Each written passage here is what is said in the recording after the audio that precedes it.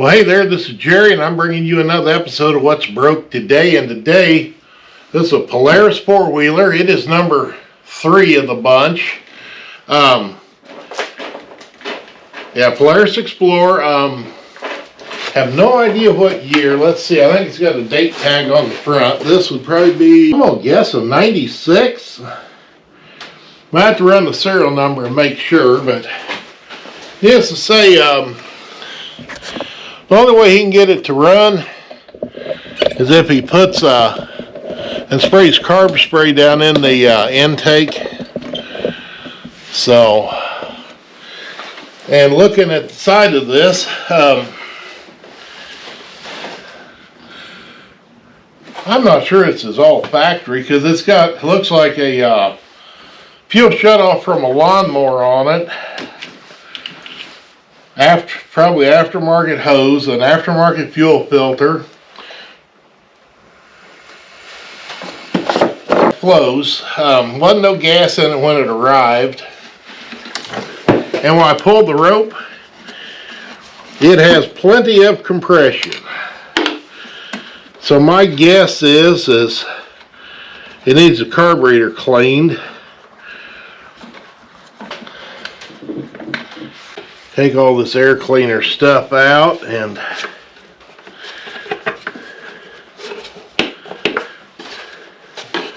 you know, a lot of times when this stuff gets here, like there, that bracket's broke, so we'll get a 10 millimeter. This belongs to the same person that owns the Lakota,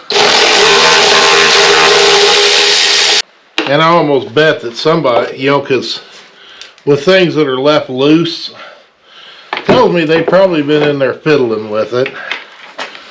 And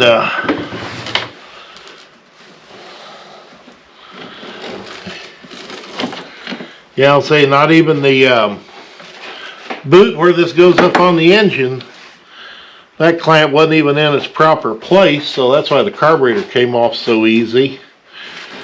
But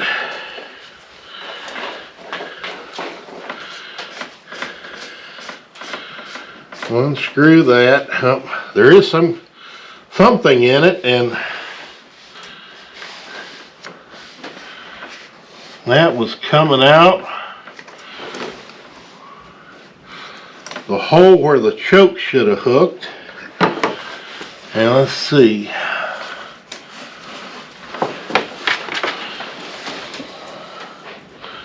Oh, well, I think the choke's probably completely gone because I bet it went right there. Hell, that could be why it didn't run. And then down here underneath, it also looks like the oil injection has been disconnected because the oil pumps down there.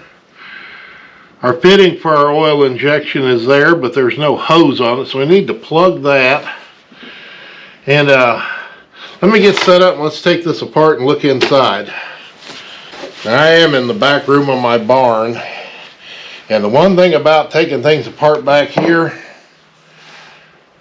is cats. You know, some of that actually looked like water.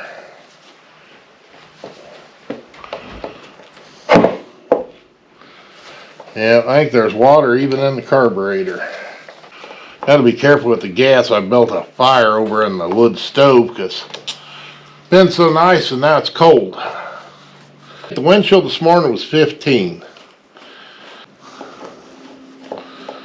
It's a little more bearable back here. I could probably damn near take off my long sleeves. So, but yeah, and there is water in there. Now Polaris are goofy. They have these, I don't know, dual floats. I mean, interesting setup. Trying to pull these plastic retainers for the floats off without breaking them, and that might not happen. So if I can look, and our needle valve appears to work.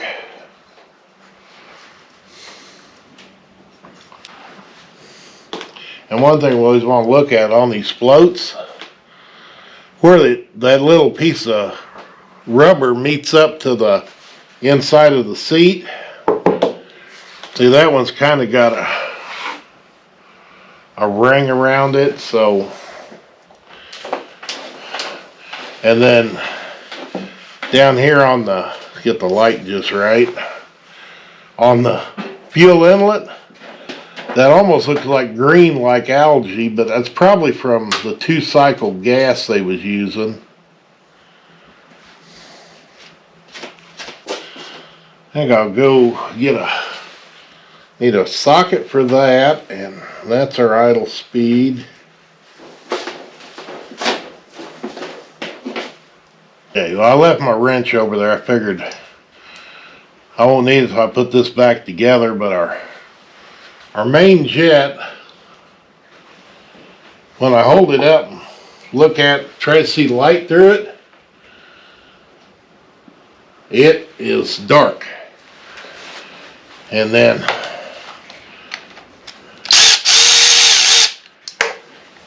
I always figured the more you take apart, the cleaner I can get it. So that looks okay. And then this mixture screw or air bleed bypass, I'm going to start out by turning it in. There's half a turn, 1 turn, 1.5, 2, 2.5, about 2 3/4 turns to close. And then I'm actually going to take it all the way out, because and when you pull this out, there's the needle. And then there's a spring in there. But you can see how dirty that carburetor is now. Now I'm going to go get everything set up. I'm going to run this all through my ultrasonic cleaner. And while I'm doing that, I'm going to see if I can find the serial number and verify what year this is. And I think I'm going to go ahead and order a carburetor kit. Just so, main thing I want is new gaskets. Because, I mean, not terrible, but it's old. And I actually want a new needle valve and seat. But I'll get all this stuff cleaned up, and then I'll show you what it looks like when it comes out of the ultrasonic cleaner. And I guess one last little tidbit. Here you go, the ultrasonic cleaner. All this little stuff, if we don't put it in something, it all ends up in the bottom of the cleaner. So I can take all these small parts. I got these little wire baskets for jewelry.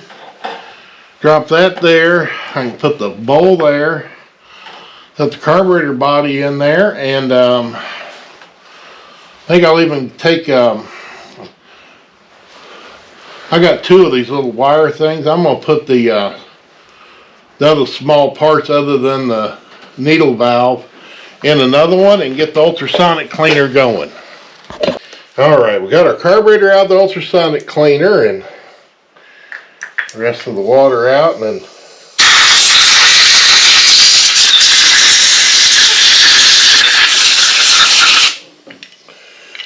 that doesn't look too bad.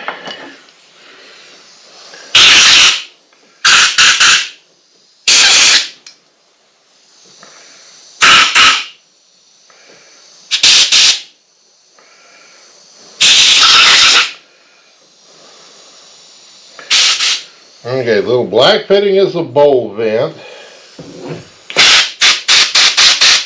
That little fitting goes to the bowl as well. So let's see if I can find a diagram on that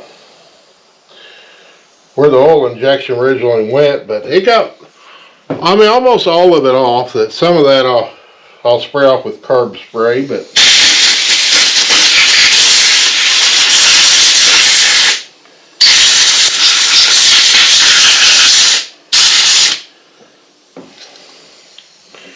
actually, the compressed air did a pretty good job.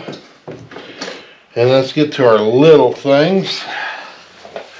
Okay. And the tiny baskets where I put the screws and that spring and the pin, so they don't really need nothing other than to dry. But in here,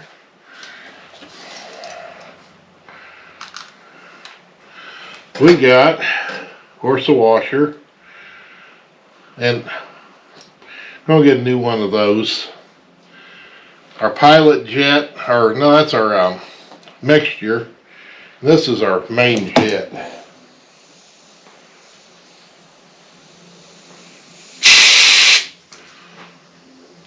And after running through the ultrasonic cleaner, I can see light through it. So, one I didn't take out that I should have is up inside of there. That's called the pilot jet. I forgot to take it out. Gotta figure out on this one is everything for the choke is gone. Now I'm thinking what I might have, now I'm probably end up doing is, I think I've got a plunger, a spring, and one of those caps that go on that. Then we may just put a primer kit on this. That might be the easiest thing to do. I have to call him and see if he wants to spend the money on getting the getting a choke cable and all the parts, because you know a primer kit is probably about, I'll have to look it up, $22, $23, and I have one of those. And then just the mechanics that properly go in here is $20, and then the cable's probably another 14 or 15. So, but I like primers. They do tend to start a little better with those. All right, well, I guess I'm gonna let that set for a little bit till I can get that carburetor kit here, and then we'll put her back together at a future date. Got my Polaris carburetor run through the ultrasonic cleaner, and it cleaned up really well. That everything looks good. After I run it through, I blew through all the passages. Float bowl cleaned up really nice. That it looks good. Carburetor kit did finally get here, and I got a few pieces in the kit that I'm not going to put in because I don't know any reason to change them if there's nothing wrong with those for the old stuff. Even a couple of these, I mean, like our idle mixture thing, I mean, yeah, it's probably fine, but I do have a new one. And basically I'm going to take it and screw it all the way in as far as it'll go, and then turn it out half, a turn, turn and a half, two and a half, 2 3/4, and put it right back where it was at before. Then of course I got a new seat for the needle valve with a new gasket, so I'm going to put that in.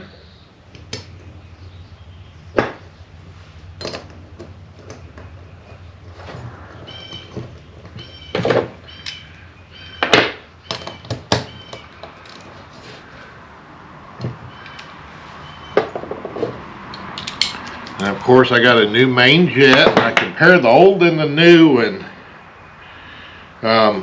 I'll say the hole looks super close to the same size. And that's another thing, I probably didn't really need a new one. That probably the only new thing I needed was the needle valve. And then this, I think they call the pilot jet or low speed jet. Got a new one of those, and it looks identical to the old. Now the one thing is, when I took this jet out, it actually wasn't all the way tight. And then our float arm, when you look at it, I can see which side was touching the float, so I know that it goes that direction.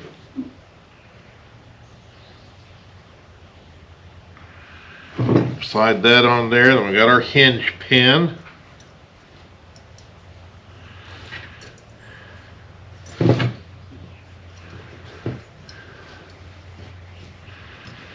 Let's flip that around. Maybe it fits in better that direction.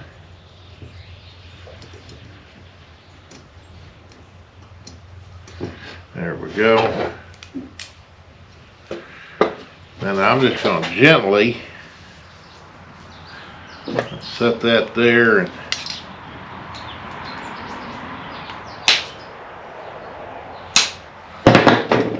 doesn't take much to push that the rest of the way in.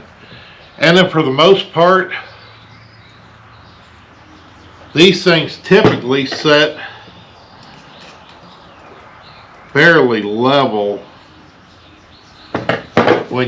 and square with the float body. So I'll set that way. And of course we got a new gasket. And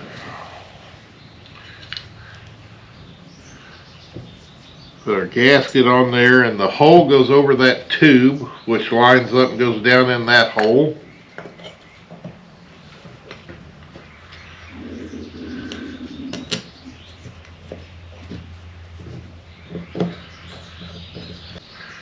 I'll get all these started and then just tighten them up incrementally so that we don't get everything in a bind. Probably the hardest thing about this dealing with the carburetor is just taking it apart and cleaning. These are relatively simple carburetors. Mainly just make sure everything's clean and you get all that old crud out of it.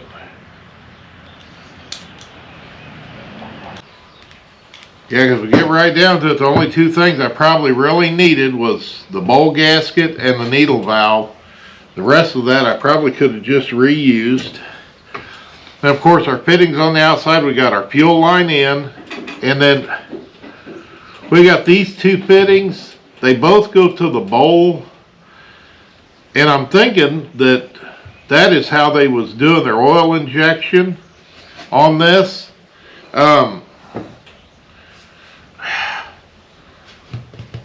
Yeah, they got to be open to the air, so I'm not going to plug them. And I got all my choke stuff. So let's get back to the Polaris, and let's get this put back on. Well, I'm not sure how how well this is going to show up, but we got our carburetor, and trying to figure up, I think I got my new choke stuff. I think I'll just let it follow the throttle cable around. But we'll put that down in its hole and screw that down in there. And I put the wrench away, so I'm just going to use pliers. So tighten that up. And let's see how well our choke works.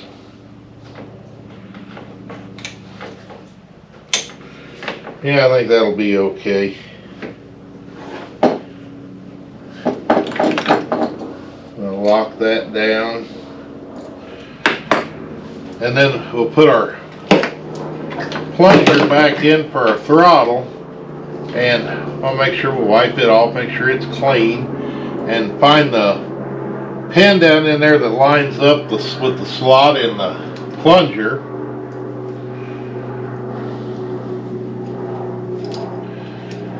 Just got to get it down through there and line the needle up with the main jet, and then screw the lid on.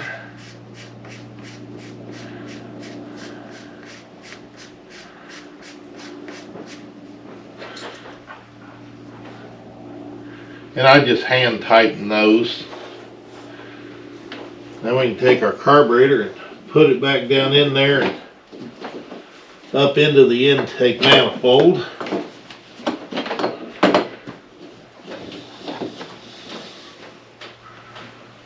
Which the rubber on that intake is rather, I don't know,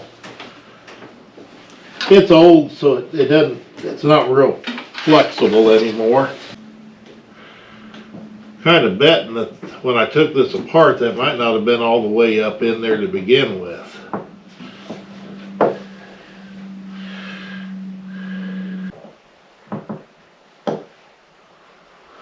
Or we get it tight and hope that works. Then the next thing we need to do is get our fuel line back up in here, which I don't right know how this originally was supposed to run.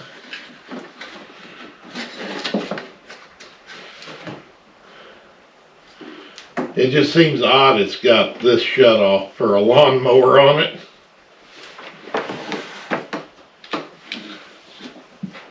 But this is another one, I don't have the seat for it, so, and there's plastic stuff missing. But I think for now I'll just zip tie that up there and call it good. And then looks like our choke lever is going to reach.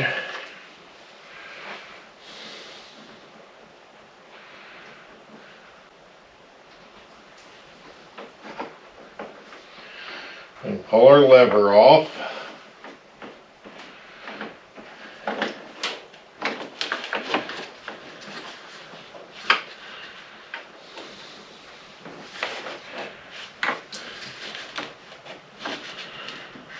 Well, none of the things just don't line up very well on this. Okay, looks like the flat faces the outside.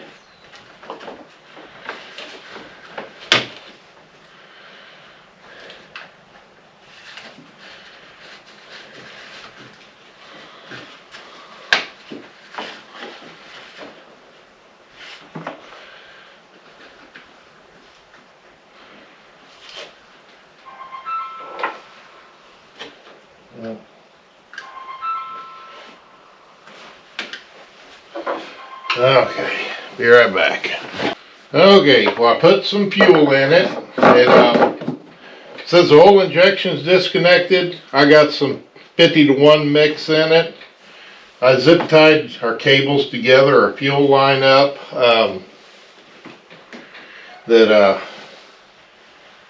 Put a battery in it, of course. The only thing I come across, I will have to get a starter solenoid because it just clicks.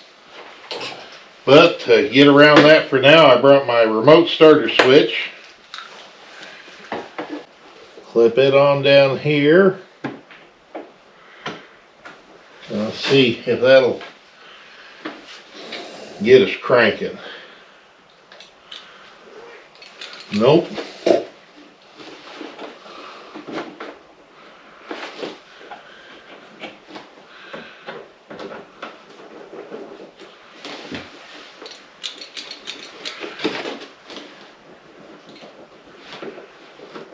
Well, maybe we have a bad starter.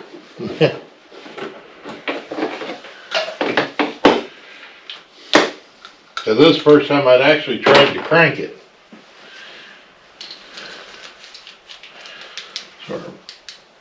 Okay, well I guess our starter is bad.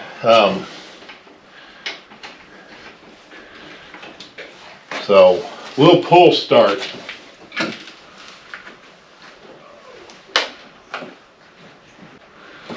Okay, here we go.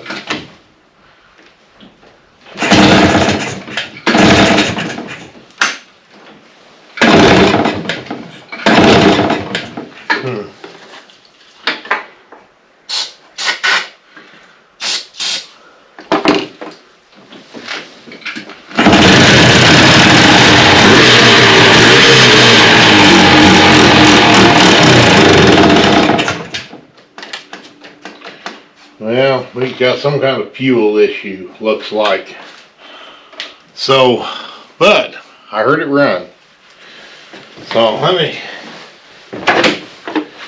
check and see. And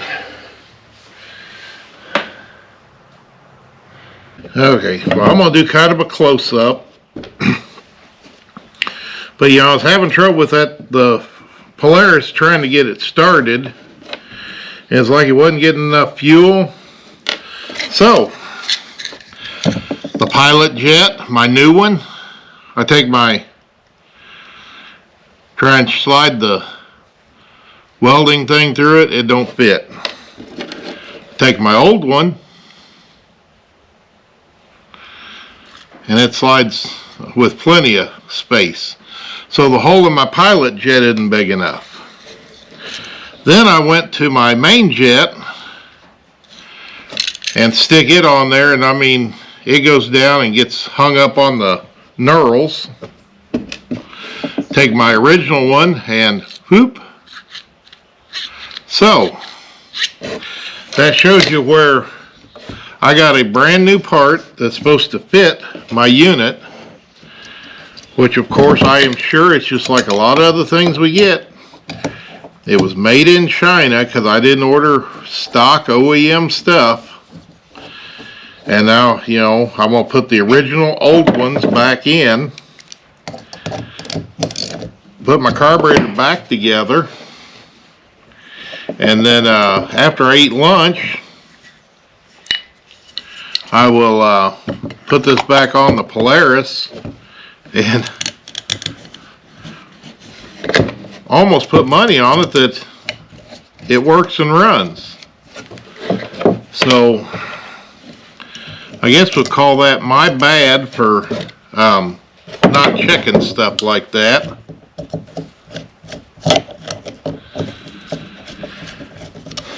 So like you think when I said earlier, I really didn't need to change them, but I got new ones I'm going to, and I think it's going to bit me in the butt. So, but yeah, after I eat lunch, we'll put this back on the Polaris and we'll try it again. So, see you in a few. Well, I got my carburetor back on there. I did take the battery out. This thing should run without the battery. But I did tape up the wire because more than likely it'll start charging once it starts. I don't want it to short out. But choke set, key on, fuel on. Let's see what we get.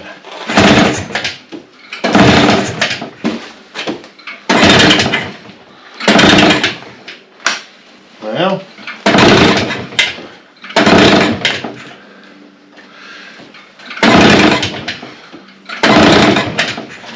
maybe it won't run without a battery.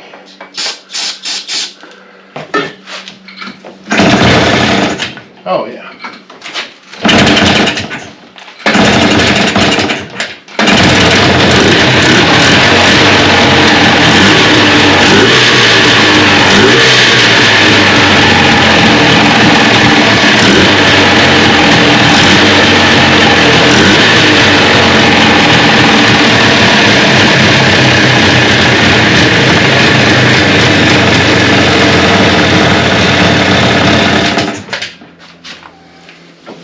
Alright, it does run.